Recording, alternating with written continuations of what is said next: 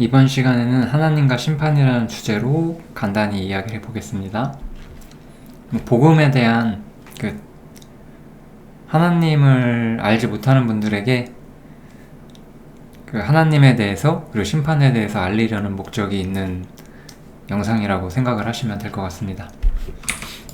내용은 아마 간결할 것 같고, 혹시 아직 하나님을 영접하지 못하셨으면 회개의 기회가 됐으면 좋겠습니다. 첫 번째로 이제 신이라는 것, 우리가 이 하나님을 알아야 되는 문제에서 중요한 건 이제 신이라는 존재에 대해서 우리가 생각을 해볼 필요가 있죠. 신이 없다라고 생각을 하는 사람들이 분명 많을 거예요. 그런데 과연 정말 신이 존재하지 않을까? 보이지 않기 때문에 없다. 우리가 그렇게 과연 장담할 수 있나요? 그럴 수가 없는 거죠. 시편에 보면은 이런 구절이 있어요. 어리석은 자는 그 마음에 이르기를 하나님이 없다 하도다. 하나님을 없다고 생각하는 것은 어리석은 생각입니다. 하나님이 없다고 생각하면은 신이란 존재는 근본적으로 사람을 심판하는 존재이실 수밖에 없는데, 우리의 행함이, 우리의 삶이 아무에게도 평가받지 않는다는 거예요. 그렇게 생각한다면 사람들은 부패한 삶, 가증한 삶, 선과 멀어지는 삶이 당연해지는 거죠. 또 다른 성경에서는 이런 구절도 있어요. 여호와를 경외함으로 인하여 악에서 떠나게 되느니라. 우리가 하나님이 없다면 우리는 악과 가까워지는 게 당연한 거고, 무엇이 올바른 삶인지 알지 못할 거예요, 분명히. 신이 없다라는 생각은 인간이 악을 사랑하고 악을 쫓아가길 원하기 때문에 있는 그런 생각인 거죠.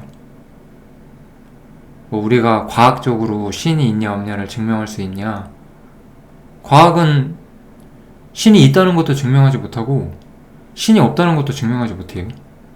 과학은 이 신이라는 문제에 대해서 아무것도 알 수가 없거든요.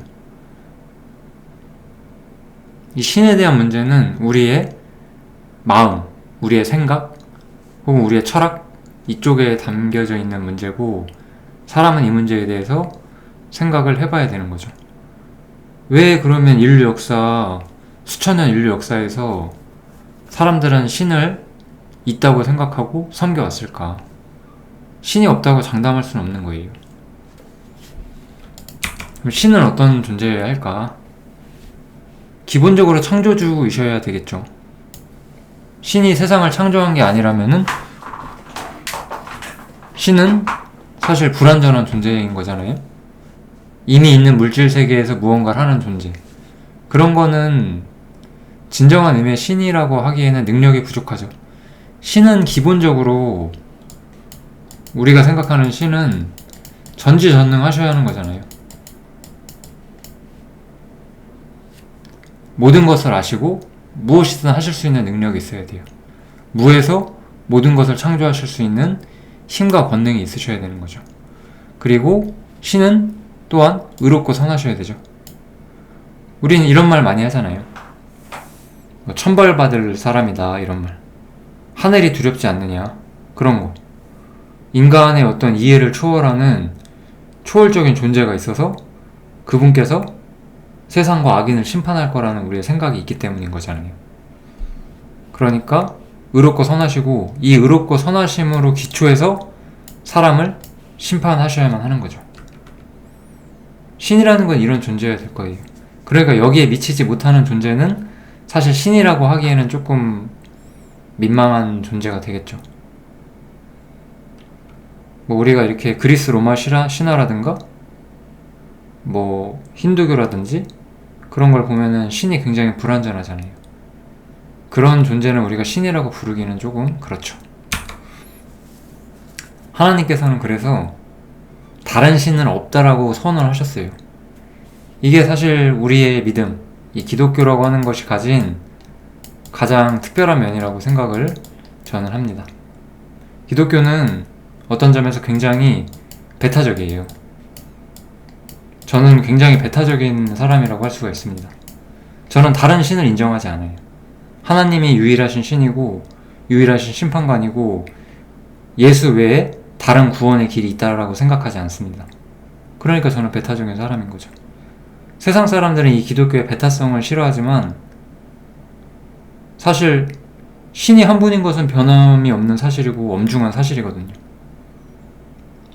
그래서 하나님께서는 다른 신들을 섬기지 말아라. 그것을 우리가 우상숭배라고 말을 해요. 그치만 어떤 사람들은 기독교인이기도 하고 유일신에 대한 신앙이 있을 수도 있어요. 그럼에도 불구하고 그 유일신을 인정한다고 해서 그것만으로 올바로 하나님을 섬기는 사람이냐? 그것은 아니죠. 우상숭배라는 것은 처음에는 하나님 외에 다른 신이 없다라는 가장 기초적인 진리로 출발을 하지만 성경에서 이 우상숭배라는 건 여러모로 응용이 돼요. 그래서 하나는 탐심이 바로 우상숭배다라고 말을 하죠. 탐심. 다른 사람에게 그 질투와 부러움을 품고 다른 자기 것이 아닌 것을 탐내는 것, 그런 것을 우상숭배라고도 말하고, 또 마찬가지로 돈을 사랑하는 것이 그래서 일만하게 뿌리라고도 말을 해요. 하나님이 아니라 다른 것에서 만족을 찾고 다른 것을 추구하는 것, 그것이 바로 우상숭배고 죄가 되는 거예요. 하나님은 유일신이기 때문에 하나님께서는 하나님에 대한 신앙을 요구하시는 거예요. 그래서 하나님께서는 아주 특별한 점이 있어요. 나 여호와가 말하노니 너희 우상들은 소송을 일으켜라. 야곱이 말하노니 너희는 확실한 증거를 보여라. 하나님께서 우상들에게 말하는 거예요. 너희가 신이라면 증거를 보여봐라. 장차 당할 일을 보여봐라. 이전 일에 어떠한 것도 말해봐라. 제가 오늘은 여기서는 길게 설명은 않겠지만 하나님께서는 이전 일에 어떠한 것들을 다 말씀해 주셨고 장차 어떤 일이 있을지도 다 말씀해 주셨어요. 성경은 인류 역사의 시작부터 인류 역사의 끝까지 모든 것을 기록해 놓으셨어요. 우리는 지금 요 시대 2024년을 지금 살고 있어요. 과학은 인류 역사에 대한 사실 답도 없는 상상을 하고 있을 뿐이에요. 분명한 시작도 모른 채 그냥 어느 시점에서 세상이 시작됐고 빅뱅이라는 것을 인해서 시작을 했고 수없이 오랜 세월 또 일이 지나면서 우주가 형성이 되고 또 수없이 오랜 세월이 지나면서 사람이 나타나고 그런 식으로. 그렇지만 거기에는 아무런 증거도 없어요. 그렇지만 성경은 분명히 선언하죠. 하나님께서 세상을 창조하시고 사람을 만드셨다. 그렇기 때문에 사람은 하나님 앞에 책임이 있다. 그렇게 선언하는 거예요. 신은 사람을 창조하셨기 때문에 사람에 대한 주권을 갖고 계세요. 신은 정의롭고 올바랐기 때문에 세상을 심판하시고 악을 심판하시는 분이에요. 진실로 하나님은 악을 행치 아니하시며 전능자는 공의를 굽히지 아니하신다. 우리가 하나님이 없다고 생각할지라도 혹은 하나님이 있는지 없는지 모를지라도 신이라면 마땅히 이런 존재여야만 하는 건 맞아요. 우리가 소를 섬기고 그런 것을 우리가 신이라고 할 수 있을까요? 짐승을 섬기고 우리 이렇게 나무 아래다가 우리 이렇게 드라마라든가 이런 거 보면 나무 아래다가 물 떠놓고 빌잖아요. 누구한테 비는 거예요 도대체? 그런 건 다 우상인 거죠. 진정한 신은 악을 심판하시는 분이시라는 거. 그래서 이런 구절도 있어요. 공의를 미워하는 자시면 어떻게 세상을 치리하겠느냐? 하나님은 공의롭기 때문에 세상을 통치하시고 계세요. 여러분들이 그거를 알든 모르든 하나님은 분명히 세상을 통치하고 있습니다. 그런 하나님을, 의롭고 전능한 하나님을 우리 사람이 과연 정죄할 수 있습니까? 그럴 수가 없죠. 하늘이 그 공의를 선포하라니 하나님 그는 심판장이시미로다. 하나님은 심판장이세요. 하나님은 세상을 심판하시고 죄인을 심판하실 거예요. 그게 바로 신이란 존재는 마땅히 어떠하냐, 그거에 대한 이야기겠죠. 그래서 하나님께서는 분명히 사람을 심판하실 것이고, 하나님은 사람을 심판하시기에 오래 생각하실 것이 없다. 이 의미는 하나님은 이미 사람에 대해서 모든 것을 알고 있다고 이해해 주시면 될 것 같아요. 하나님은 우리의 모든 악을 다 감찰하고 있어요. 하나님은 악을 안 보시고 있는 것 같지만 다 보고 계세요.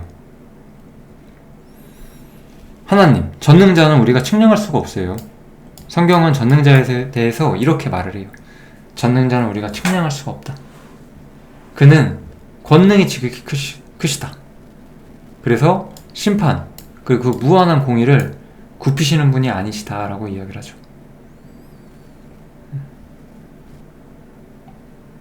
하나님은 모든 행위와 모든 은밀한 일을 선악간에 심판하신다.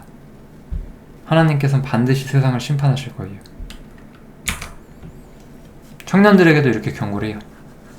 청년이야, 네 어린 때를 즐거워하며 네 청년의 날을 마음에 기뻐하며 마음의 뜻대로 살아봐라. 그러나 하나님이 이 모든 일로 너를 심판하실 것이다. 아이들도 이 심판을 피하지 못해요. 비록 아이라도 그 동작으로 자기의 품행이 청결하며 정직한 여부를 나타낸다고 하셨거든요.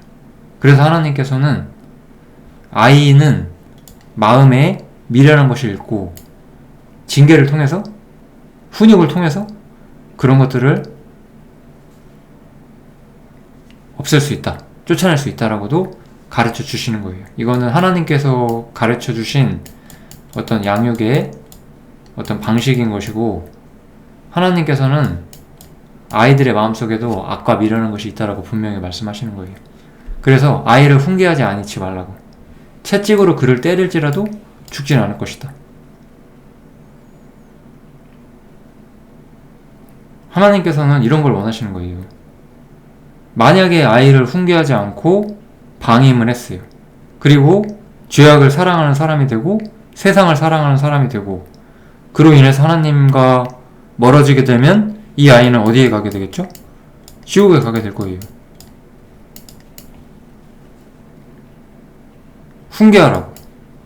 훈계를 통해서 그때는 그 매가 아플 수 있지만 올바른 사람으로 크는 것, 의인으로 성장하고 선인으로 성장할 수 있도록 하나님께서는 그런 것들을 말씀하시는 거죠. 아이들 역시 심판을 받으니까요. 왜 이렇게 하나님께서는 모든 죄를 심판하셔야 하느냐? 바로 세상을 하나님께서 창조했고, 아까 제가 말한 것처럼 시작부터 하나님께서 모든 세상을 만드셨고, 그때 최초의 사랑이 있었어요. 그 최초에 누가 있었죠? 에덴 동산이 있었고, 이 에덴 동산은 그러니까 상상이 아니에요. 과거 언젠가에 실존했던 지역이에요. 뭐 이 이야기를 지금 길게 하진 않을게요. 에덴 동산은 지금의 메소포타미아 문명의 시발점, 뭐 티그리스 강과 유프라테스 강에 있는 지역, 지금의 어떤 이란과 이라크가 있는 그 지역 근방 어디겠죠? 그때 하나님께서는 사람을 거기다가 이끌어 놓으셨어요. 에덴 동산을 만드시고 거기에 아담과 하와를 거기에 두셨어요.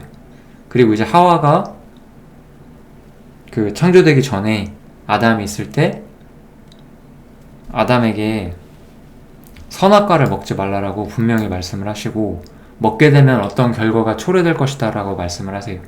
그 결과가 뭐죠? 먹으면 죽는다. 분명히 이것을 말씀을 하셨어요. 그렇지만 아담은 그 선악과를 먹게 되죠. 하나님 말씀을 어긴 거예요. 이게 성경에서 말하는 인류의 시작이에요. 성경은 이 문제에 대해서 사람과 논쟁하려고 하지 않아요. 사람은 이 문제에 대해서 아는 게 없어요. 현대의 과학이 뭐 인류가 얼마나 오래되었고 우주가 얼마나 오래되었고 추정할 뿐이지만 시작과 끝을 알지 못하잖아요. 그런데 하나님께서는 최초의 인간이 선악과를 먹었고 세상에 죽음이 들어왔다라고 선언하시는 거예요. 로마서에 보면 이렇게 말하죠. 한 사람으로 말미암아 죄가 세상에 들어왔고 죄로 말미암아 사망이 왔다. 그러므로 모든 사람이 죄를 지어서 사망이 모든 사람에게 이른다. 결국 여기서는 굉장히 중요한 얘기를 하고 있는데 우리가 죽는 이유는 죄 때문이라고 얘기를 하는 거예요. 사람은 괜히 죽는 게 아니에요. 죄 때문에 죽는 거예요.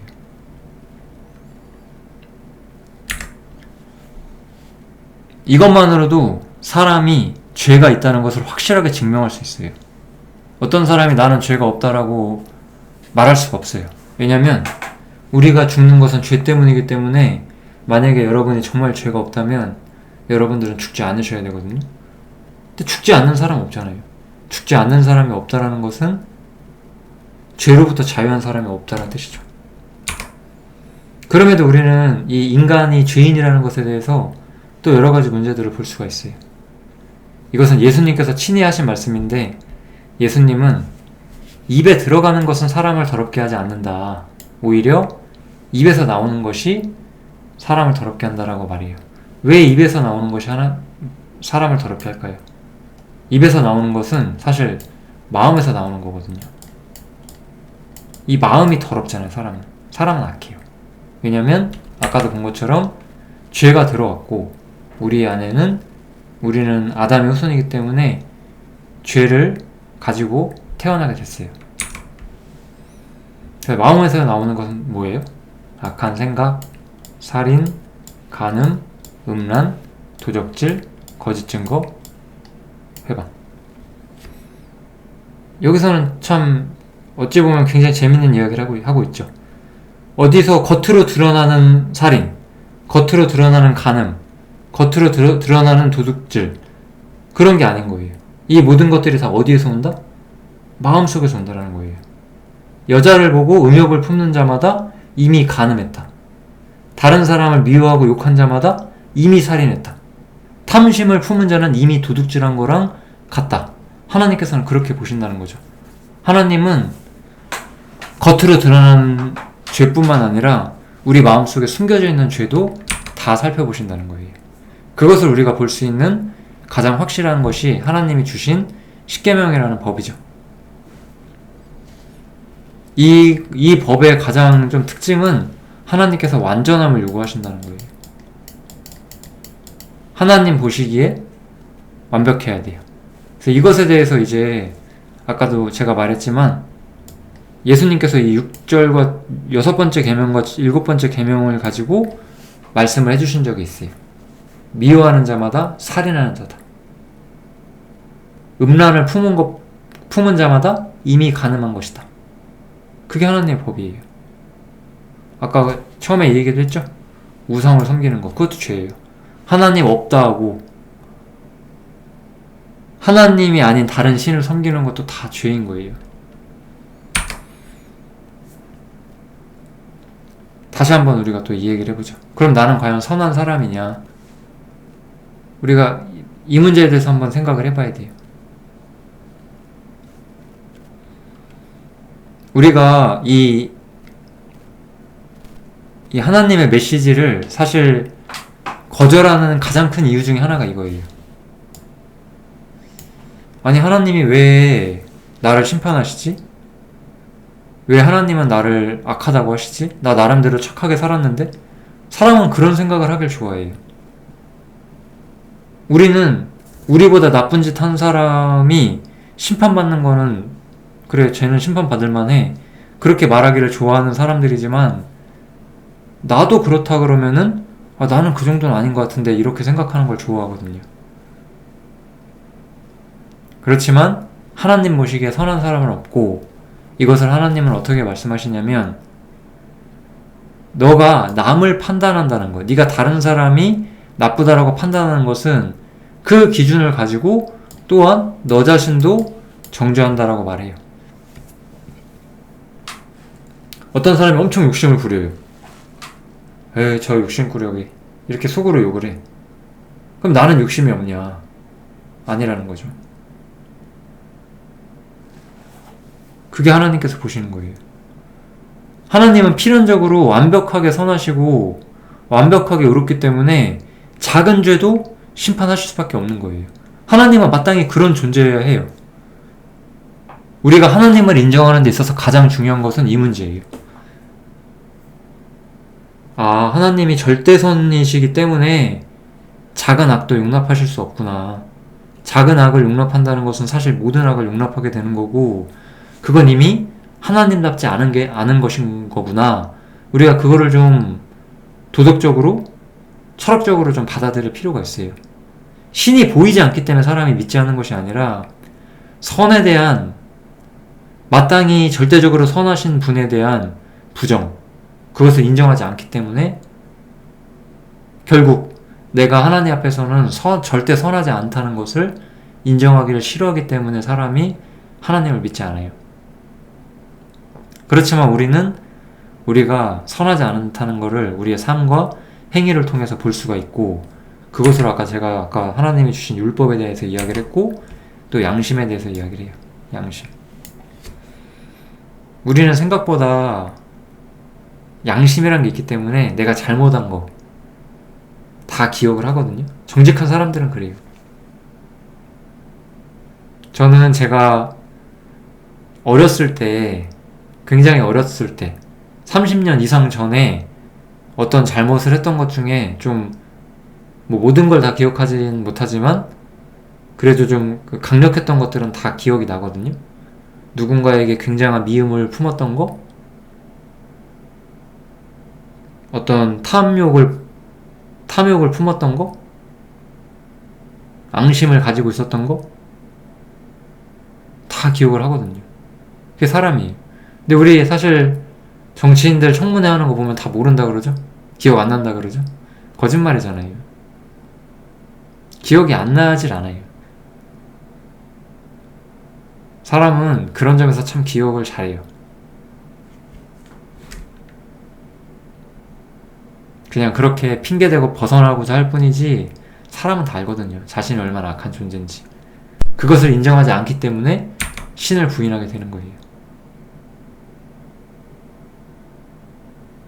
하나님께서는 분명히 우리 모두를 심판하실 거예요. 하나님께서, 이게 하나님이거든요. 내가 너희 각 사람의 행한 대로 국문할 것이다. 재판할 것이다. 그러므로 너희는 돌이켜 회개하고 죄에서 멀어져라. 하나님께서는 그래서 회개를 원하시는 거예요. 회개라는 것은